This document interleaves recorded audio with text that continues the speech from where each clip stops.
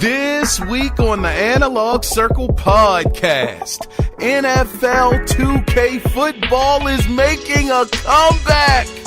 Microsoft tells us about two upcoming streaming events that they will be hosting. CD Projekt Red hints at what their next upcoming project could be. We get an alleged release date for The Elder Scrolls 6 and E3 2020 has been canceled. All of these stories and quite a few more in episode 119 of the Analog Circle Podcast. I am your host, Kiaun Mitchell, and first off, before I say anything else, before we get into the feedback section, which of course is my favorite, I want to give away this code again, okay? All right, now last week, nobody called in, nobody emailed me, nobody told me nothing. I feel like Nino Brown in New Jack City, don't nobody know nothing? Got to know something, so since nobody got back to me, I want to go ahead and put this code out there again. This week we got Doom Eternal, this releasing. Like I said, nobody called in. So here is the code again for $25 on the Xbox Live Store. Now the code again is G as in George, 9, K as in Kevin, 3, J as in Jetsons, X as in X, 2, W as in William, Y as in Young, W as in, Will. Let's see what else we got here. W again as in Will, D as in, Derek, M as in Michael, D again as in Derek, R as in Real, R as in Real, Q as in Quincy, C as in Cat, V as in Victor, Q as in Quincy, R as in Ralph, F as in, fermented, god dog, I don't know, H as in Ham, M, Michelle, like Michelle, and Z, let's just say, the last letter of the alphabet. Look, do me a favor, man. Make sure if you have doggone redeem this, brother. Come on, man. Let me know something, man. Please let me know something. But let's go ahead, man. If you guys want to find the podcast various places, it's over on SoundCloud. It's on iTunes, or I believe they call it Apple Podcasts now. It's over on Google, as well as Audio Mag. I stopped posting it at Audio Mag. It was doing horrible over there. So yeah, those are the places. Oh, and SoundCloud. It's over on SoundCloud as well. And YouTube. You can actually find it over on YouTube. I guess I don't really plug that too much because I got about 2 subscribers over there. So if you want to check it out over on YouTube, feel free to do so. But guys, without further ado, it's been one heck of a week, man. A lot of great news, very, very good news and very interesting. But before we get into the news, let's go ahead and let's get into the feedback section. Now, of course, I got my man, Mr. Cody Clark, who is up at bat first. Shout out to you, Cody, man. It's always great to hear from you, brother. Now, the title of his email is Willing Waiting While Screw It. No thanks. Now, last week I was asking you guys, how long would you wait for Final Fantasy VII Remake Part 2? Now, Cody's response is, I have a great imagination and tend to spend a lot of time in my head. So when it comes to waiting, that is my biggest weakness.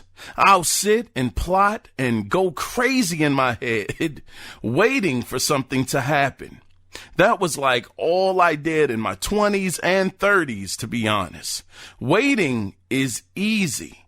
That's why in my 40s, I'm trying to not be that person. Waiting equals wasting time. Also, I never really vibed with Final Fantasy VII. I watched my brother play it back in the day. Look, if Square remade Parasite Eve or Chrono Trigger or Secret of Mana, or if Capcom ever made a new Rival Schools, I'd be interested. Now I go into hypocrite mode. He continues to say, I just don't care about Final Fantasy anymore. Going back to the well is easy. Going back and being like, man, remember how this movie or this comic or this person or this game made you feel so safe and whatever. Sure, we can do that. But, he says that's what the boomers have been doing. That's why we have 5 crap Transformer movies. I guess what I'm saying is, gang, please have fun with Final Fantasy VII Episode 1, 2, 3, 70 billion, 12, or whatever. It's not going to feel as amazing as it did when you were 11 and you first played the game. God dang, Cody! First saw the world and had to fill in the gaps with your imagination due to technical limitations. But by all means, enjoy the heck out of it. Cody, brother, this man, look, let me tell you, brother, you always speak your mind. If you don't ever do anything else, Cody, you make sure that you speak your whole mind, brother. I want to truly thank you, Cody, for the email, brother. Now, this is what I gathered from your email, Cody. I mean, good grief. I guess for you, like you said, wasting time, waiting, it equals wasting time. So for you, you are not trying to be sitting there waiting in your 40s like myself, brother. I'm 41, sitting there waiting for a game. It's like, man, I could be doing so many other things with this time that I'm doing, waiting for this game. I could be playing a dozen other great games that are here right now. So I definitely understand that.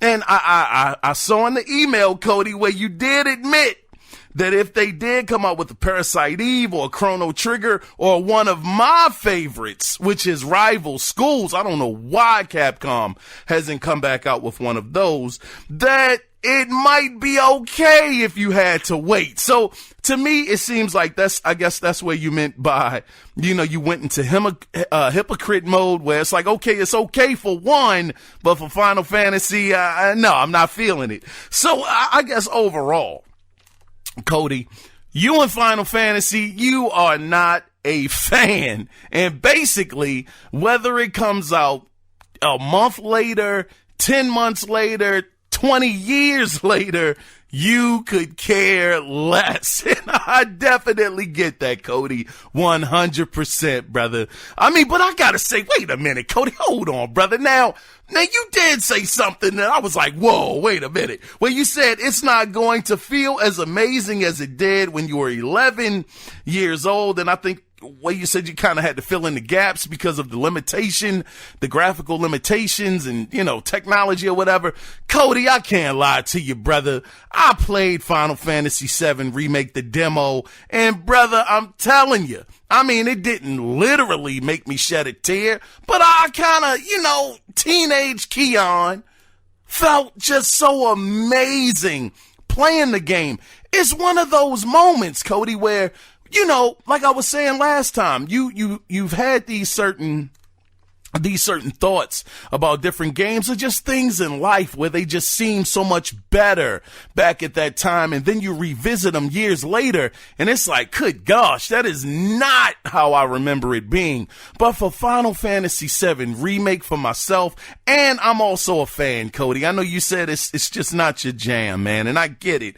But for me as a Final Fantasy VII fan, I mean, brother, it just exceeded everything that I could have hoped for, man. It's what I really imagined and hoped that the game, would eventually look like after we got so many of the CG cutscenes in the game and then the movies came out. So for me, it exceeds everything that I was hoping. Now, that's if the game can continue on this same road. We don't know what the final game is going to be like, but the demo, and I can only judge it off of the demo, it has been stunning. stellar for me, brother. But Cody, I truly appreciate your email, brother. You know, it's, man, me and you, brother. You've been rocking out with me for quite some time, and you are my dude, man, the MVP, brother. I truly appreciate the email, man. Now, moving on into another person who has been sending a lot of feedback and is so greatly appreciated. He does it via voicemail, and you out there, the listener, if you would love to be a part of this conversation, part of the feedback section, you can do it two different ways. You can either call in at 443-216-9934 and let your voice be heard. That's right. Or you can email the show, and the email address is, of course, the Analog Circle Podcast at gmail.com. So without further ado, Mr. Vaughn, I want to go ahead and give you the microphone, my brother. What's up, Kiaun? It's Vaughn. Last week, your question was, how long are we willing to wait for part 2 of the Final Fantasy VII? I'm going to say on this one, 6 months to a year, I think is good. Knowing Square Enix, though, they're probably not going to get anything out before a year, just to stretch it out, and they like to make us wait for that perfection. But I'm willing to wait 6 months to a year. There's plenty of things coming out that's going to keep me occupied, and there's plenty of games on my backlog that I can jump on between the next release. So I'm good with that. I'm okay with that. My Kiaun question for the week for you, I'm calling it right now. I think E3 is done. I think this was the final nail in the coffin for them. I think they were going to squeeze out another show or two this year, next year, and then maybe kind of quietly go away. But I think this coronavirus has just hurt them badly, because once these companies see that they can put little money out and little effort and get the same results, same viewers, get the viewers and get the same results on the other end of E3, I think they're going to go forward with doing these digital conferences, and I think ESA is going to have a hard time pulling people back in. So my question to you is, what do you think? Do you think this is it for E3? Or do you think they're going to do something drastic and get people back in the building? Let me know. Can't wait to hear your next show. Keep doing what you're doing. There's people that are stuck inside. I believe that you're helping people, distracting from what's going on. So keep up the good work, my brother. And this is Vaughn. I'm out. Peace. Thank you again, Vaughn, brother, for the voicemails. Please continue to keep them coming. It's greatly appreciated.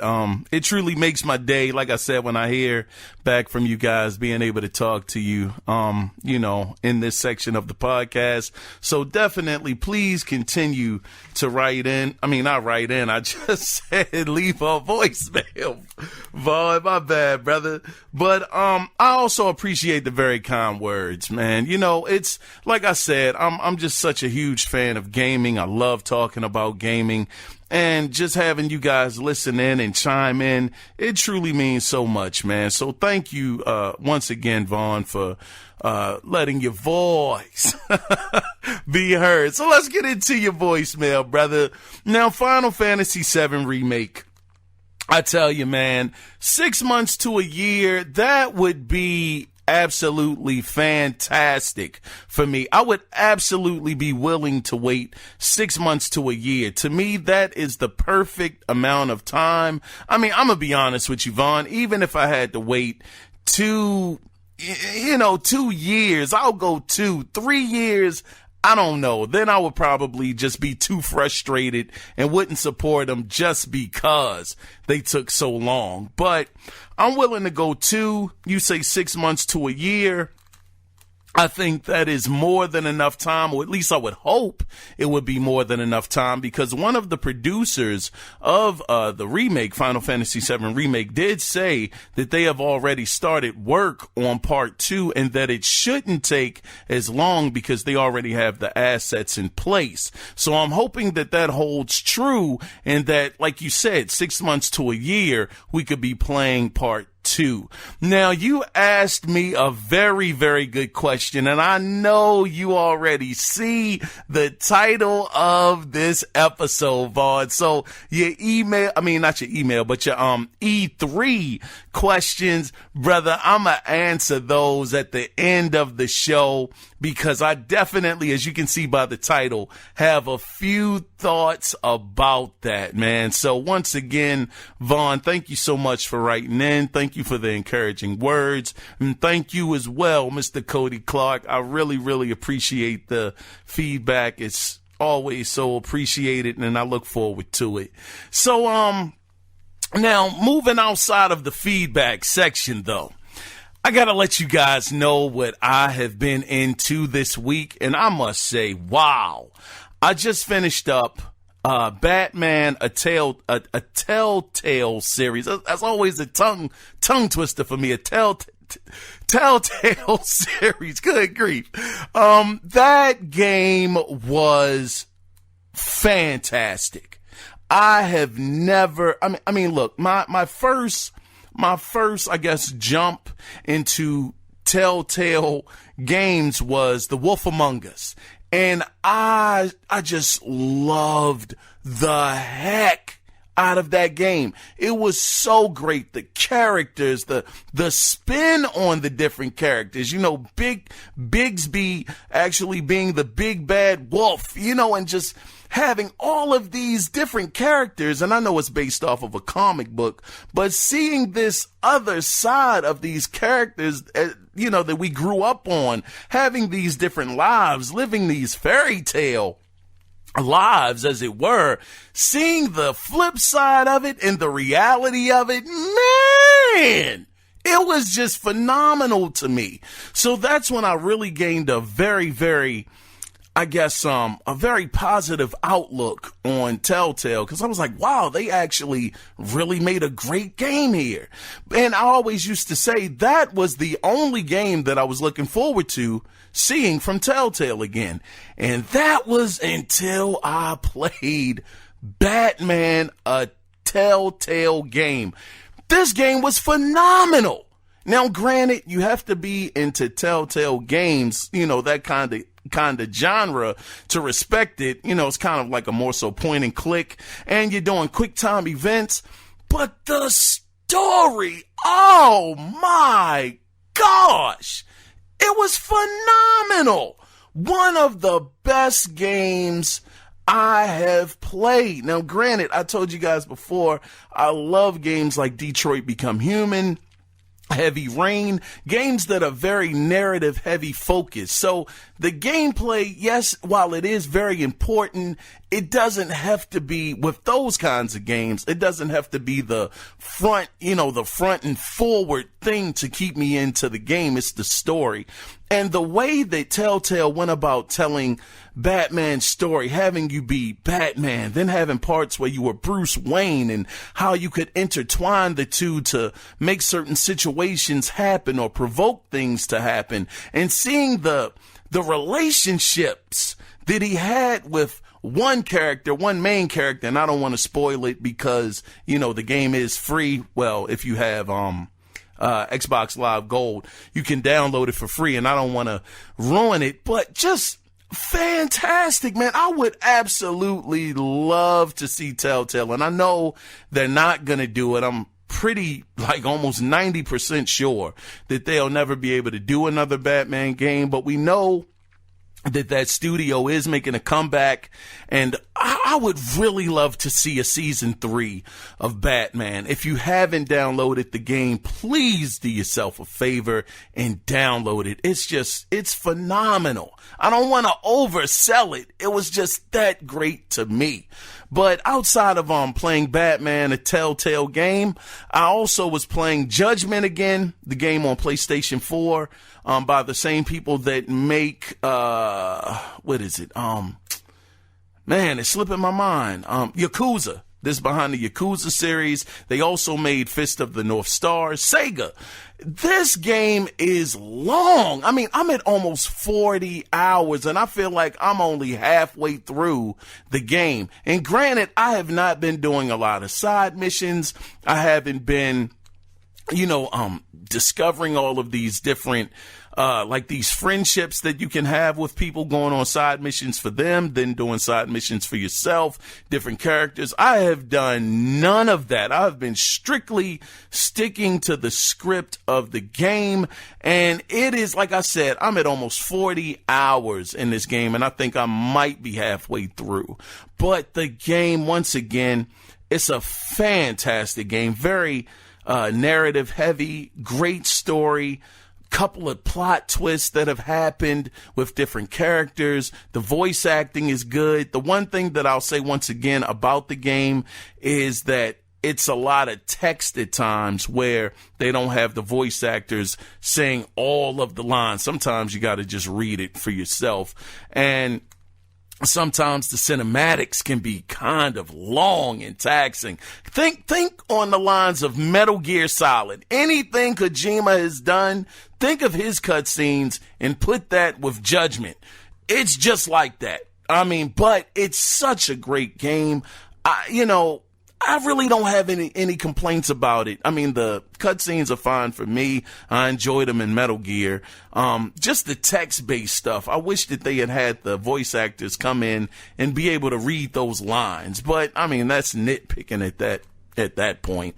But yeah, that's about all I've been into. I did pick up Ori and the Will of the Wisp, but at the moment, unfortunately, I have not been able to play it. But I gotta tell you guys, the collector's edition that I got, it is so nice. The box, the box is great. It's a big box. When I was looking at the pictures online, I truly didn't think that the box was going to be that nice, but it was. Unfortunately, I can only talk about the box because I have not opened it yet, unfortunately, but I look forward to getting into it. I can't wait. Just haven't had a lot of time to get into Ori and the Will of the Wisp, but I'll definitely have something to report back next week. But anyway, guys, I want to go ahead because I don't want to hold you guys here too long. I want to go ahead and get into what we all come here for, brothers and sisters, and that is for the gaming news that went down. Now, the first story is an extremely sad one for me because E3 has been canceled. Yes. Canceled. Now, I gotta say, the first red flag that we saw of this before it was officially announced was Devolver Digital. When they sent the tweet, and I quote, the tweet said, "Cancel your E3 flights and hotels, y'all." End of quote. Everybody said, uh-oh, this might be it. And later on that day, sometime I think in the early morning or mid-afternoon, it was official. So this year, after 25 years, E3 has been around since 1995. I still have the magazine of Next Generation. The Next Generation magazine had PlayStation, the original, on the front cover. I had just discovered E3. It was between Next Generation and EGM. Back then, I think it was called Electronic Gaming Monthly. And I'm like, what the world is this event? This is something, all of this gaming news, all of this greatness, man. And from that moment, I was hooked. I didn't literally see my first E3 until about 2003, maybe. I think it was around 03 or 04 where I had got a DVD and I saw it. Man, I remember it was a Saturday. I just sat there. This joker was long. It had Nintendo, Xbox, and PlayStation, and I just sat there on a Saturday and I was eating cereal, eating all kinds of stuff. Like, man, what the world? It's so much stuff to cover. I think that DVD set is like 13 hours long. It was phenomenal. So I have been watching E3 officially since around like 03, maybe 2004. And just to know that for the first time in 25 years, the event will not be happening. Granted, I understand the circumstances. I know that it's for everybody's safety and to keep, just keep everybody safe. But man, June is just not going to be the same without the E3 show. But we're going to talk about it a little later at the end of the show, the E3 stuff. Now, moving on into the next story. Now, for Panzer Dragoon fans out there, the game is making somewhat of a comeback. Now, the game is going to be a VR game. They're calling it a VR dramatic shooter, and the name of the game is going to be titled Panzer Dragoon Voyage Record. Now, the game is not a new entry into the franchise, but it will allow players to replay previous episodes that appeared in the original, then Panzer Dragoon 2 and Panzer Dragoon Saga. Now, at this time, no specific VR platform has been mentioned. Now, the game will be played in a first-person view, and the player will have a VR controller that will act as a handgun. Now, at this time, this game is supposed to release in 2021. I tell you, I'm gonna be honest, I ain't gonna lie to you. I saw Panzer Dragoon back in the day. I believe it came out back in the Sega Saturn days. Game looked really interesting, but man, people were going bananas over this game. They loved it. People were asking for it. Microsoft took it and god dang, let the tears flow because it did not get received very well, but that doesn't mean that the franchise has to be over. So with it actually taking a different approach, actually putting the game in VR, almost making it somewhat of one of those old school games. What do we call them back in the day? Light gun shooters where you shoot at the screen. Having something like that with Panzer Dragoon, you're flying around, you're moving, you're up and down. This thing might be fantastic. I might be overselling it. I might be, but I think that maybe if this game is successful, then possibly, maybe Sega will go back to the drawing board and say, you know what, we got a bit of a buzz. People are asking about it. Let's go ahead. Let's put some real resources on it, and let's make this a AAA game. We'll have to see what happens in the future. But anyhow, Panzer Dragoon is somewhat making a comeback in VR. I think that's cool, brothers. Now, let's move on into some Microsoft news. So, even though GDC, man, this was like one of the first ones that got canceled, but even though GDC was postponed, my bad, it was postponed, Microsoft will be doing a live stream event called GameStack Live that will focus on the company talking to developers about, quote, the latest in game development technologies, end of quote, and that they will also, and what they'll also be offering these developers. Now, this event will take place on March 17th. Wait a minute, let me check my calendar. Hold on. Okay, it's not tomorrow. It's Tuesday. It's going to take place on March 17th, starting at 1 p.m. Looks like it's going to be Eastern Standard Time. And they're not only going to have this live stream, I said guaranteed, they're also going to have another live stream on March 18th. Now, this is the one I'm very interested in. Now, this one is going to be called, and I quote, Xbox Series X Plus Project X Cloud equals new chapter in gaming, end of quote. God darn, that's a long title. Now, this live stream will start at 2:45 p.m. Eastern Standard Time. Now, I believe these events will be live streamed. Actually, they said, I believe, on Mixer. But man, I hope that Microsoft puts them on YouTube. But for right now, check them on Mixer. I gotta say, that second event, man, I mean, Microsoft has been out here. They've been out here in these gaming streets, beating the heck out of their drum. And here they go again, GDC, postponed, Not gonna happen in that time frame that it was supposed to. Microsoft says that's all right. We're not gonna just do one event. We're going to do two. And that second event, I mean, look, I don't want to get too hyped up. I don't want to get too pumped, but I'm hoping that with that second event, them talking about, this is the xCloud and the Xbox Series X Plus is gonna equal a new chapter in gaming. They didn't say a new chapter for Xbox. They said a new chapter in gaming. That means they trying to take over. And that is all we have wanted from Microsoft. I just want to see you fighting. I want to see you out there at least swing for the fences, do everything you can. And right now, Microsoft, they have the mind share. Granted, not everybody is going to give Microsoft, equal shake. They're going to say, oh man, the games are going to be horrible. The games are terrible this generation. What can they do next generation? I'll say this, and I am very skeptical. I'm not going to sit here and say, no, Microsoft, they're going to do it. They're going to win, because I'm going to tell you, brothers, games like Grounded do not make me feel the most confident in Xbox right now. Grounded? God dang, Microsoft, Grounded? It's like, man, that kind of game, ain't no way I'm playing that, brother. Nah, I think not, brother. Honey, I Shrunk the Kids. Nah, I'm not going to do that.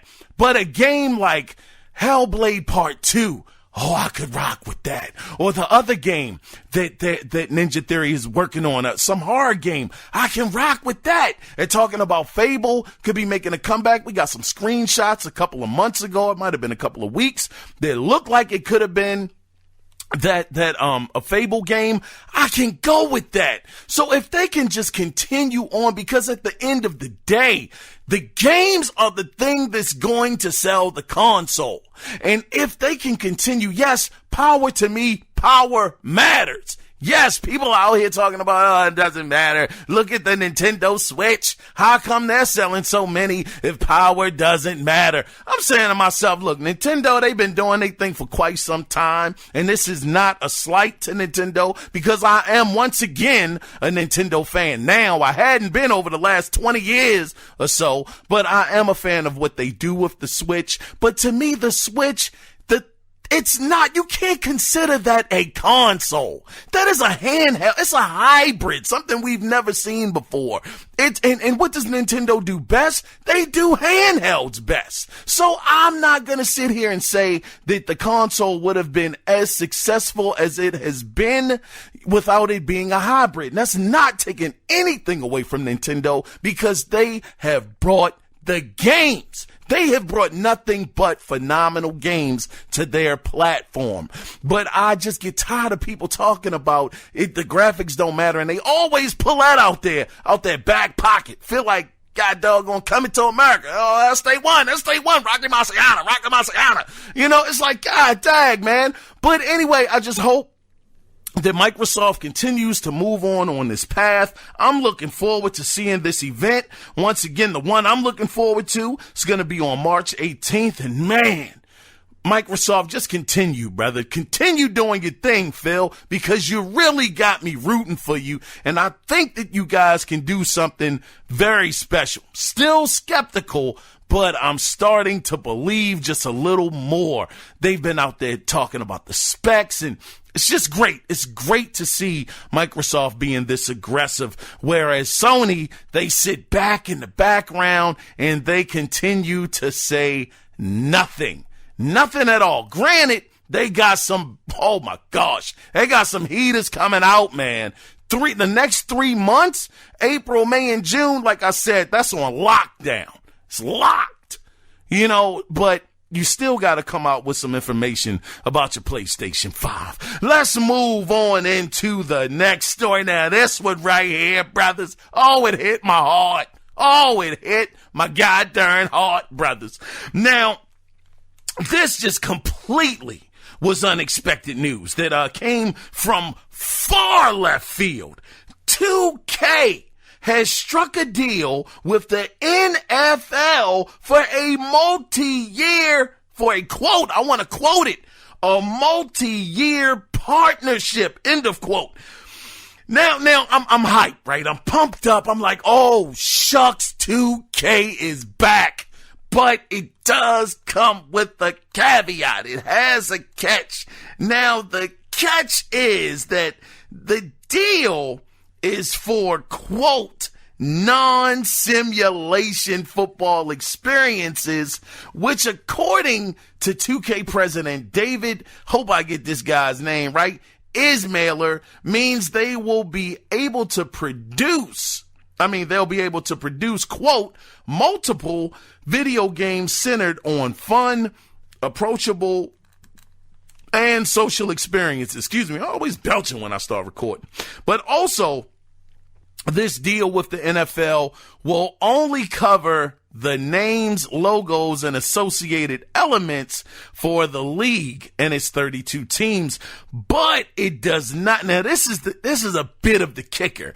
It does not include using names, images, and likeliness of any NFL players. Now, if 2K wanted that to happen, they would have to sign a licensing agreement with the NFL Players Association, which is something that's handled completely separately. But as far as how soon we will start seeing the NFL 2K football series, 2K said that they have plans to release them starting in 2021. So that's next year. Now, as far as what platforms the games will release on, the 2K representative said, and I quote, "We'll have more to share at a later date." End of quote. Now, I'm going to say this. Good gosh, man, this got my adrenaline moving, brother. I'm telling you, I'm out on the road. I'm reading different things. This pops up over the feed. I'm like, whoa. 2K football. For any football fan, and granted, I'm not going to sit up here and act like I'm just the hugest football fan out there, but I do enjoy a really solid football game. And 2K was leaps and so many levels above where Madden was. Man, Madden sucks. Let's not make any ifs, ands, and buts about it. I always thought Madden sucked. It was on the Dreamcast when I saw Visual Concepts. I was at Funco Land. A buddy of mine, Kenny, shout out to you, brother. I don't know where Kenny is at. Kenneth Mason. If you listen, brother, shout out to you, man. But I was in his store and he had the Dreamcast, and I'm like, man, what the world? How the heck did you get a Dreamcast? He was like, man, brother, we, you know, it's Funco Land, brother. Hello, brother. Hello. I'm like, man, okay. But he brought his own was there. And I'm like, good grief, he had NFL 2K on there. And at first when I walked in, I was like, man, this looks real. This looks like a real NFL presentation. It was just leaps and bounds above anything I had ever seen. And then, you know, as you lead up NFL 2K1, NFL 2K2, 3, 4, then you got to NFL 2K5, and EA said, well, god dang it, because that year was a very special year. 2K5, they lowered the price to $20 $20. And EA saw that. They said, man, we got to pump the brakes on these jokers, man. They're about to take us completely out of the game. We got to stop them. $20, I'll never forget. All of their games that year, all of their sports games were 20 beans, man. And I remember getting that game. The game had a first-person perspective mode. It was a first-person NFL football game. I mean, you had a crib. The replays were amazing. It was just so many leaps and bounds above that EA said, man, we ain't doing this. We can't do this. We got to buy up the NFL license because these jokers are on our doggone heels. We got to put them down. And that's when 2K went away. Sad day. I mean, oh my goodness. But this gives me hope. It does. I understand that it can't be the simulation. They don't have the NFL names of the players, but they can. The good thing is that they can get the names. They just got to sign up with the Players Association, and then they can get their likeness into the game. My only thing is this. This is the silver lining for me.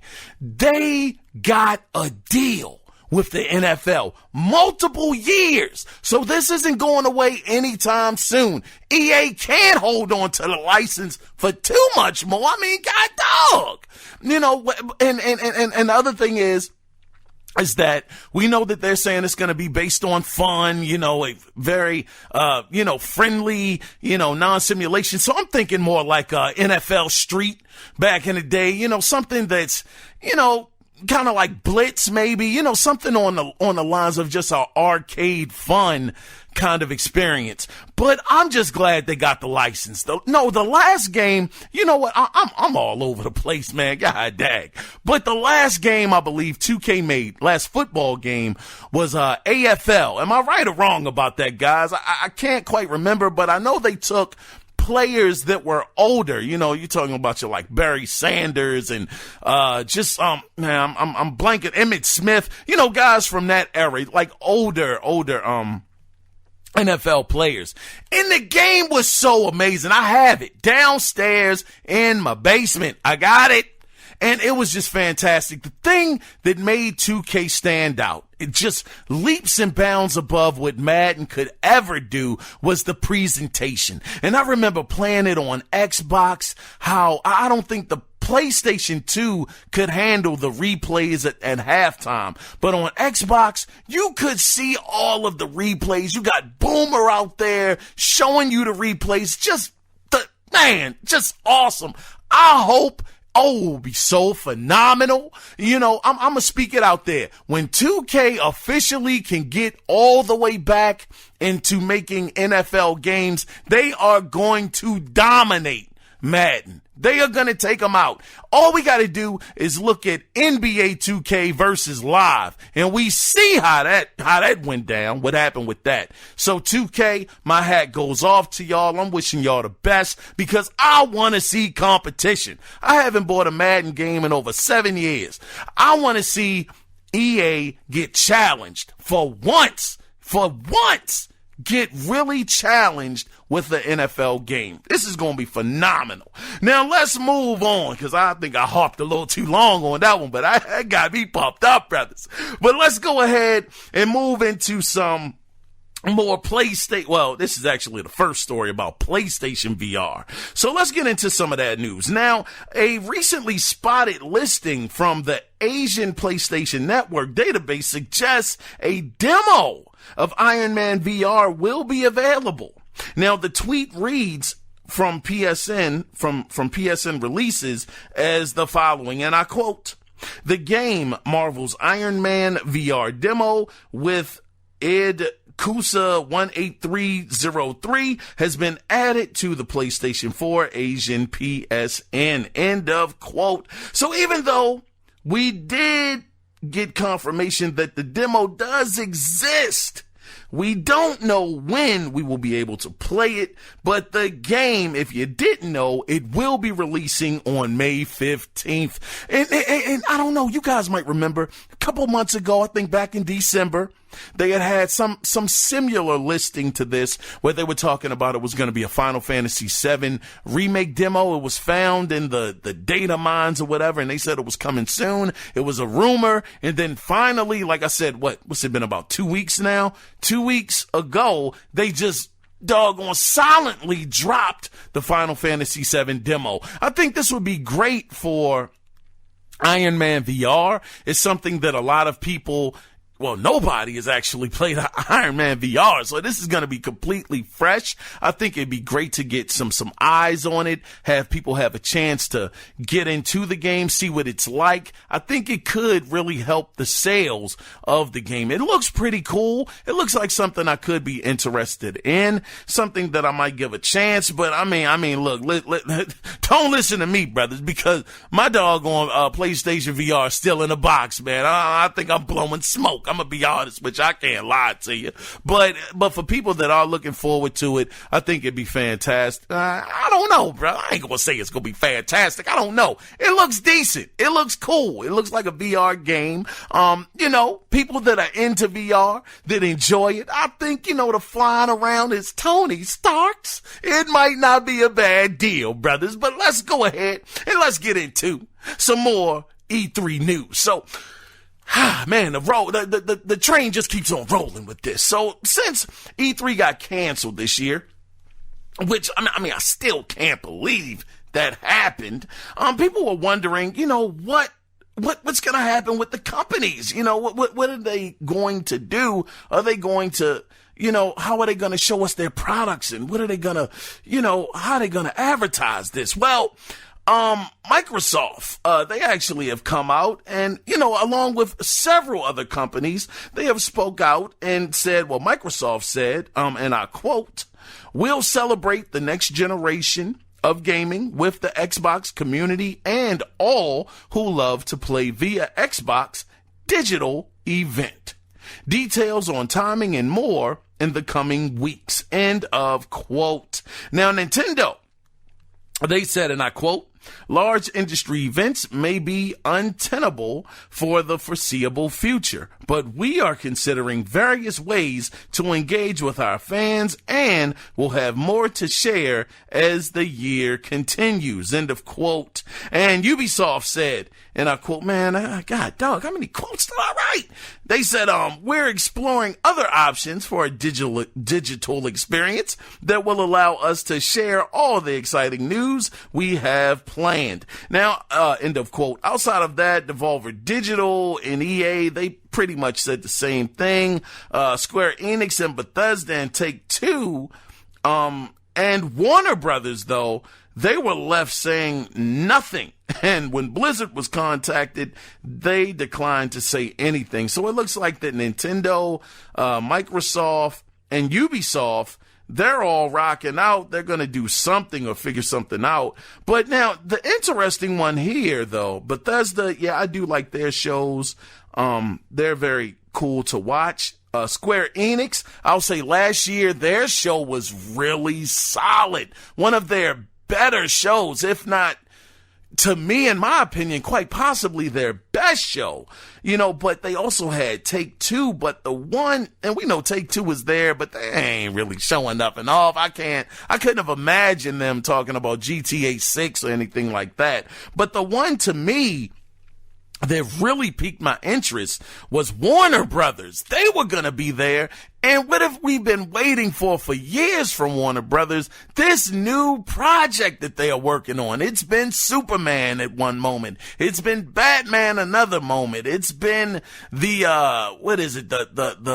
Justice League another moment. It's been a Superman game. It's been just everything under the sun. So for people that are looking forward to seeing what Warner Brothers was going to show, this sucks, man. Hopefully they can get with either Microsoft or somebody, or do their own event, to show off the games that they were going to show off on the E3 stage. And this is where the question of what is Sony going to do?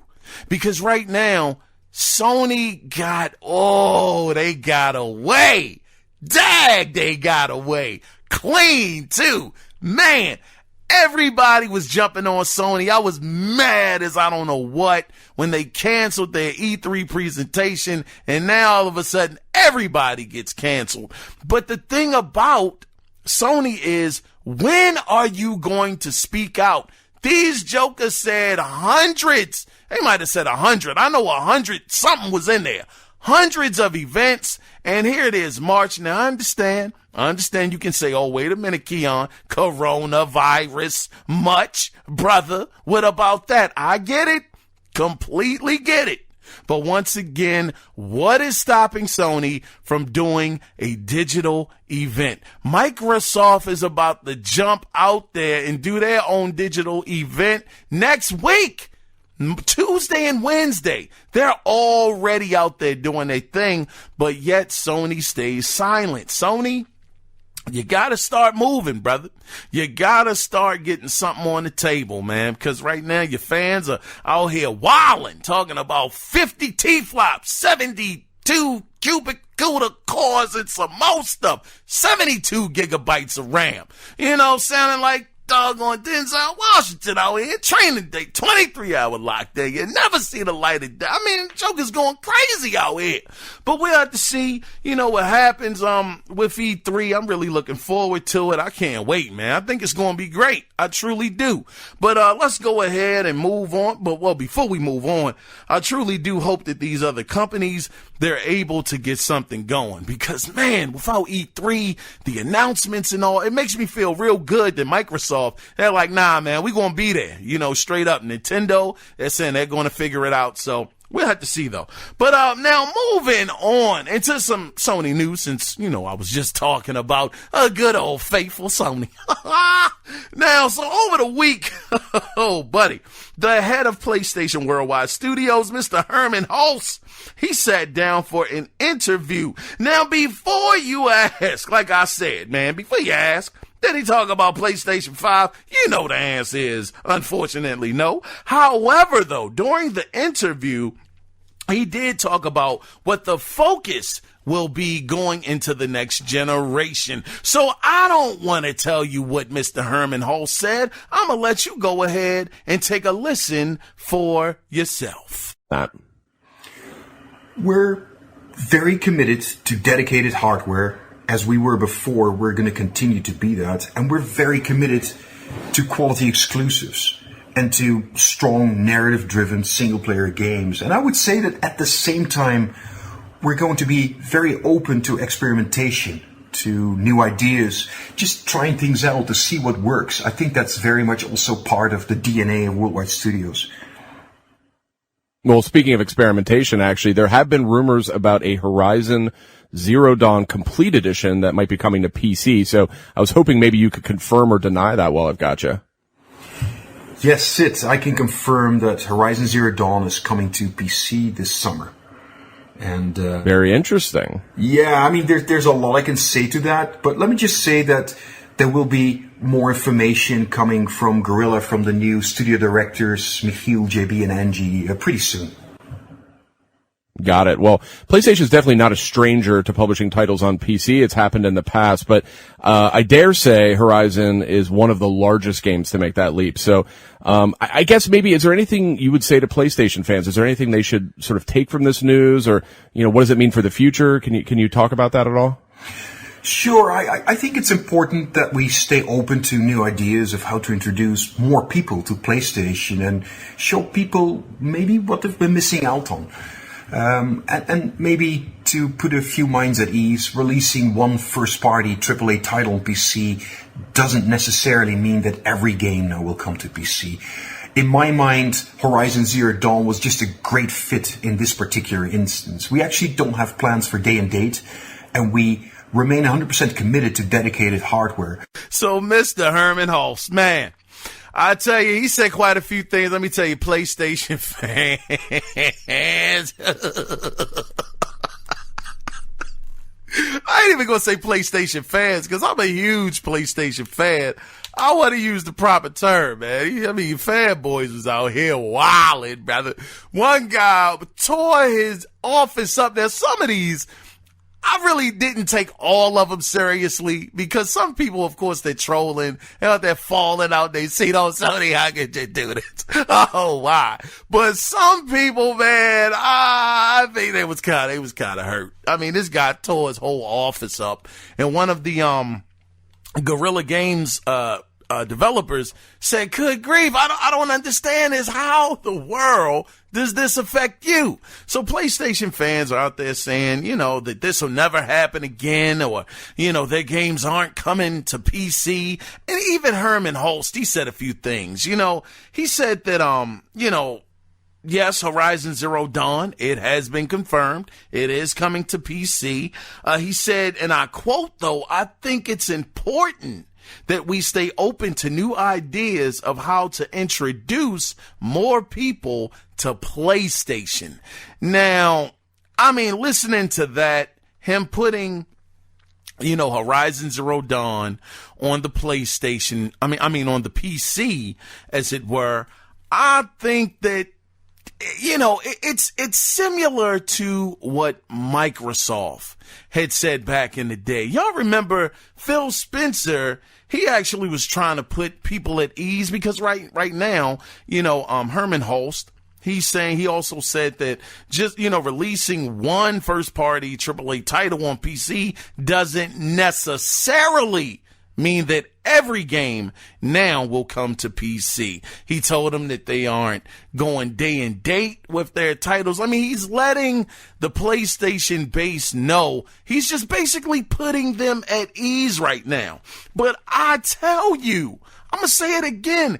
This guy said it out of his mouth that he thinks it's important that they stay open to new ideas on how to introduce more people to the PlayStation brand. Now, for people out there that want to use the argument, well, hey, this is how they hook people in to their ecosystem. This is their chance to get a PC guy that doesn't have a PlayStation to actually want to go out and buy a PlayStation, because now, let's say Horizon Zero Dawn 2 comes out and all of a sudden they played the first one. Now they're probably going to be more acceptable of getting a PlayStation 5.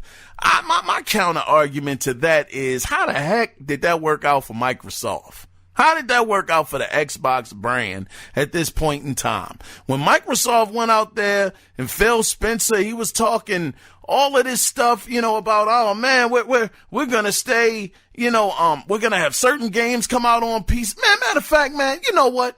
Y'all ain't got to take my word for it. Listen to what Phil said a couple of years ago about PC and about console. We're going to have more things to talk about. We're going to have games that only ship on PC. We're going to have games that only ship on console.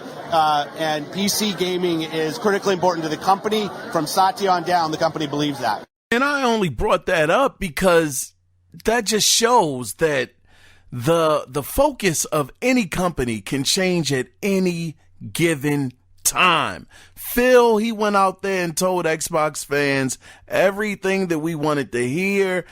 Certain games are going to be on PC that won't be on Xbox. Some games are going to be on Xbox that won't be on PC. And right now, all we have seen is games going to PC day and date.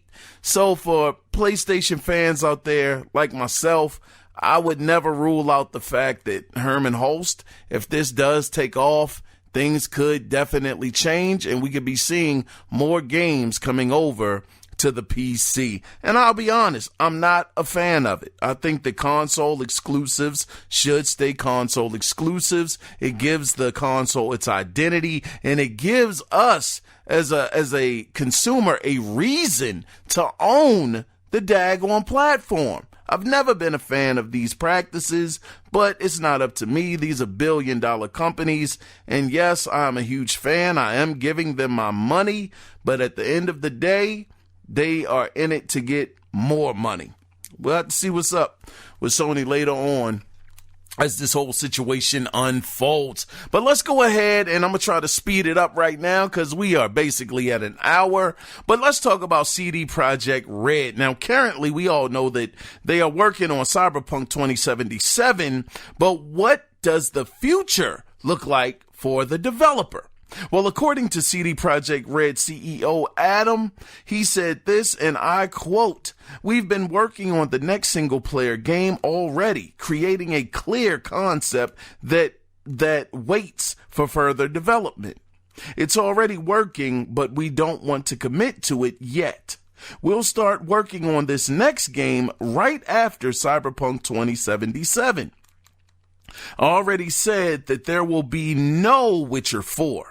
I clearly said that The Witcher was a trilogy. Simultaneously, we've always emphasized that we want to create Witcher games, and the agreement with Mr. Sapkowski confirmed our rights.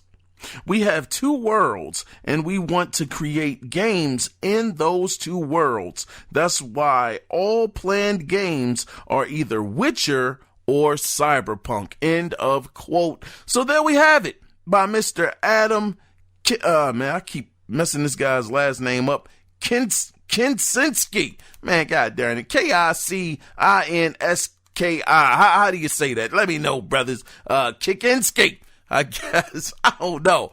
But here, I mean, he basically confirmed that, look, it's two different worlds, the cyberpunk world and the Witcher world. Now, it would just lead me to believe that the next game would be set in the Witcher universe. Of course, like he said, it's not going to be a Witcher 4. It was supposed to be a trilogy. They're done with the trilogy, but it could be something happening in the Witcher universe. So that's very interesting. And the Witcher 3, definitely top 3 games of the generation, hands down, no competition. So I definitely look forward to seeing what CD Projekt Red does for their next project. Let's go ahead and move on into some quick news. Now, according to a leaker called Todd Is My Mom, what?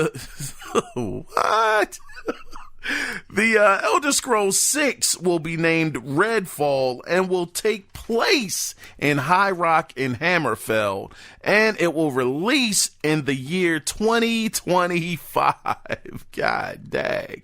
And the game, it won't be procedurally generated as well. Now, the leaker did say, and I quote, "I'm close with Bethesda Game Studios, and I understand what it's like to itch for news on a favorite game." End of quote. So here, according to this guy, Todd is my mom. God darn, what a heck of a name, brother. This game is coming out in 2025. I cannot confirm it. I don't know for sure. Like I said, I want to emphasize this. This is a rumor by a alleged insider who says that he has close ties with Bethesda. This guy also said that, and this is not a quote, this is kind of loosely based on what he said. He said basically, people that leak information, they lose their jobs, and that's not something that I'm trying to do. So maybe this guy definitely works for Bethesda. We'll never know until the year 2025, or until Todd Howard or someone possibly comes out and tells us some further news on this situation. But getting into the next piece of news, this is actually another quick story as well. Westwood Studios' Blade Runner will be getting remastered later on this year for the Nintendo Switch, the PC, Xbox One, and PlayStation 4, and it's going to be called, quote, Blade Runner Enhanced Edition. Now, this was a game back on PC, I believe, in the late 90s. I know the 90s I was still gaming on PC. I was playing games like Police Quest 4, King's Quest, and quite a few other games that I just cannot remember at the moment. But this was a game that I actually never did play. Never got up enough money to buy it. But for the time, it was a fantastic looking game. So I guess similar to the game Full Throttle, which was another one of my favorite PC games from back in the day. Gosh, I had a great time with that game. Maybe on the lines of Full Throttle, this game will be getting an enhanced edition that's going to be released later this year. And like I said, for people that were fans of this game, you'll be getting something, a little extra this year that'll probably look better, and you won't need a PC to run it. Now, moving on into the last story. Now, this is according to DFC Intelligence. Because of the coronavirus, they are projecting that the PlayStation 5 and Xbox Series X will be severely impacted. Now, this is their quote. Coronavirus is likely to have a major short-term impact on the delivery of both systems. There is a strong likelihood one or both systems will not make a 2020 launch.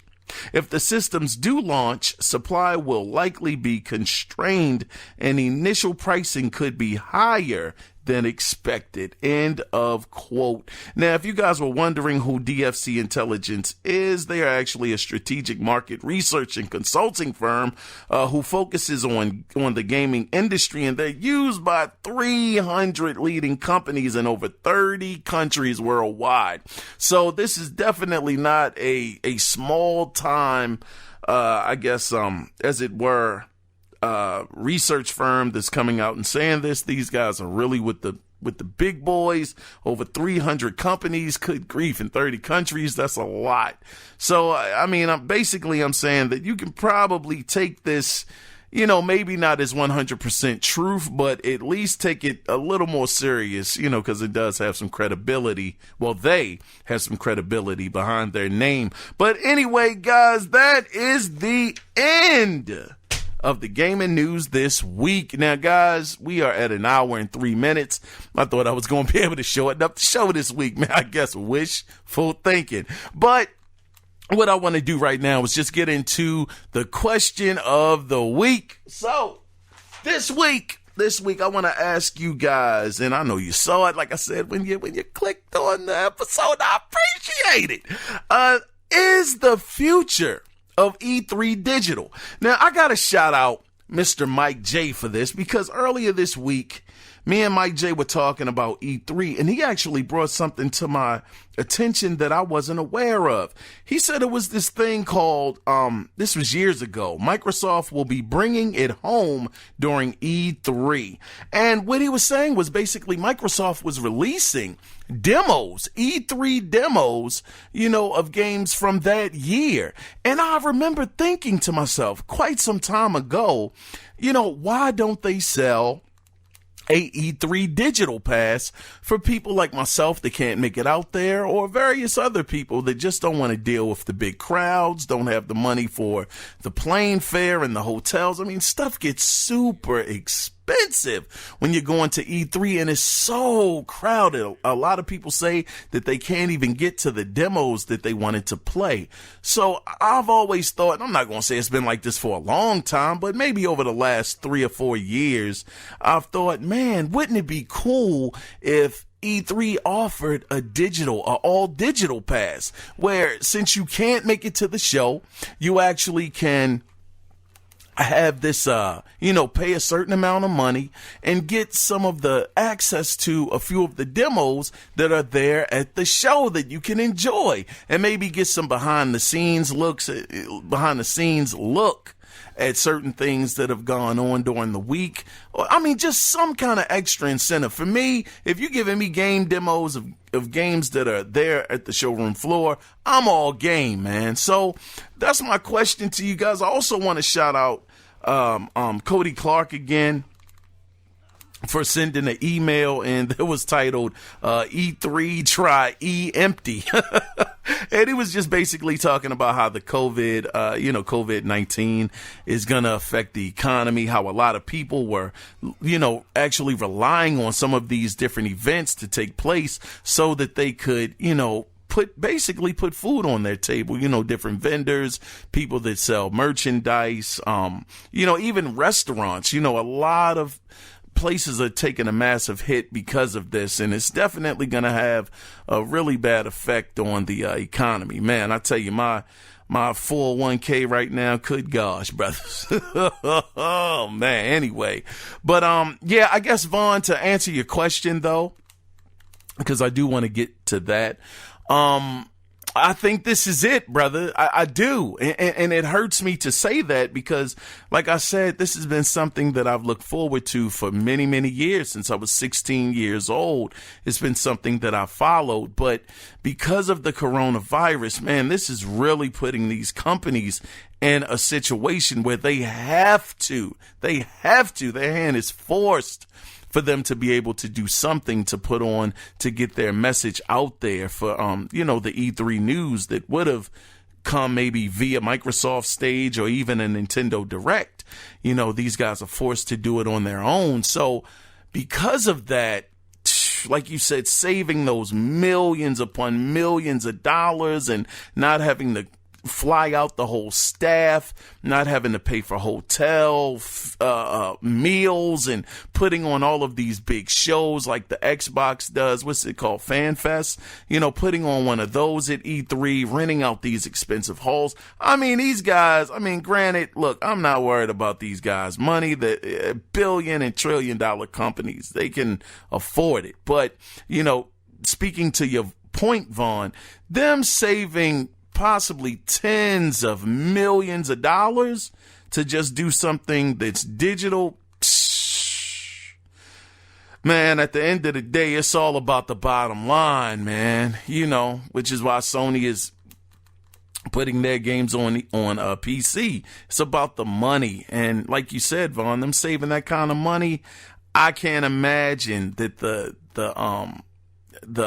what is it? I'm skipping my mind. The ESA will be able to get them back. But that is my question though to you guys, and thank you for that, Vaughn, too. I appreciate it, man. But is the future of E3 digital? And just to add on to that, would you be willing to pay for a E3 digital pass, as it were? I would definitely love to get you guys' opinion on this. And if you want to chime in, you can do that 2 different ways to be a part of the feedback section. And you can do that by either calling in at 443-216-9934 and let your voice be heard, or you can email the show, and the email address is, of course, the Analog Circle Podcast at gmail.com. Guys, this has been wonderful. I truly enjoy talking to you guys every week. I thank you guys for, tuning in and listening and giving me feedback, and it's just great. I truly appreciate it, man. But without further ado, I feel like I've held you guys long enough, so I'm gonna wrap it up. I was your host, Kiaun Mitchell, but before we get out of here, always remember, it is not about the consoles, it is about the games. So with that being said, guys, until we do it again next week, you guys take care. Be safe out there. Bye-bye.